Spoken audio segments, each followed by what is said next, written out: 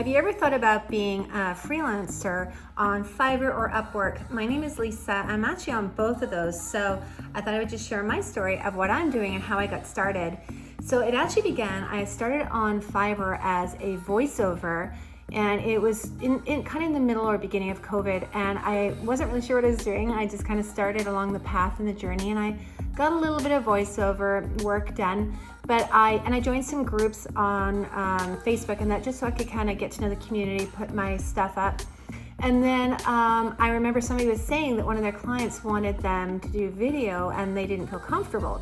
And I was like just getting little jobs with voiceover. I wasn't really making, I would maybe make like $400 a month, which wasn't a lot of money really. And so I was like, I could do a video. So I literally took my phone, went like this, said, hi, I'm Lisa, and I can make TikTok style videos for you if you would like an authentic style video.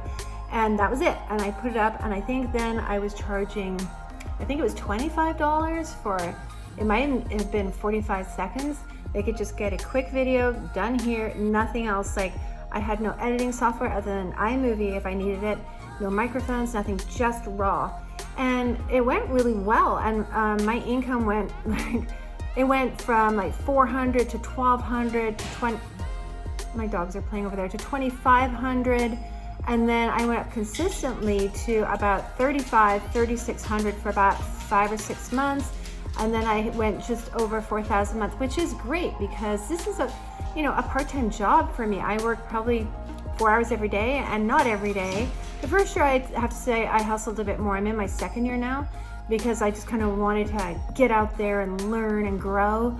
And I became pretty consistent at about that $3,700 US a month. So that's kind of how it all started. And as I grew, I put some of the money back into, I did buy some mics. I have one that goes into my phone, like there's a name for them, I can't think what they're called. I also have another mic that will just go right into my phone and is not attached to anything. So both of those are good. I don't always use them though. I actually use a program on the computer that I paid just over $100 for the year. It's called Veed.io, and I'll put the link below. But it cleans my audio, so if I have background sound like the wind outside, or just, the buses are going by right now to pick up the kids from school, so you can sometimes hear that. I just hit this clean the room noise, and it just cleans all the noise behind, so I don't even really use my microphones anymore. What I did invest in was lighting, and during the summer and spring months, I don't have any lighting on me. I just had natural window. It's actually pretty good, and I use a lot of natural lighting for my videos because, and that's how I started, by the way. I would just stand up against the window, and especially now with everyone wanting more genuine content, you don't need to get lighting. But because sure what I was doing, and I was trying to start with like e-learning videos and business videos, I was really trying everything. I did get some lighting, which has served me well because I do live in Canada where it can get kind of dark in the winter. So to have the extra lighting is good. But like I said, I haven't been really using it recently at all. I just stand near a window and take the video. But it's been amazing, you guys. And I am consistently growing. I'm now a top rated seller on Fiverr, and my business just continues to grow on and off Fiverr. I also work on Upwork.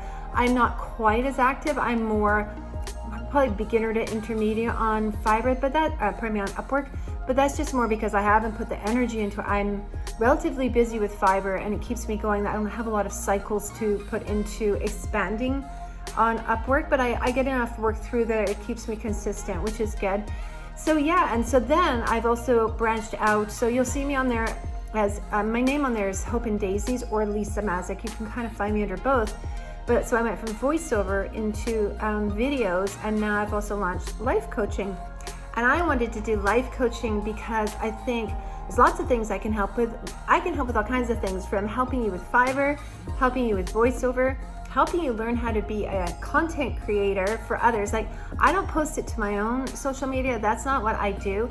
I make content for other brands, for other companies, for just other products, and I send it to them.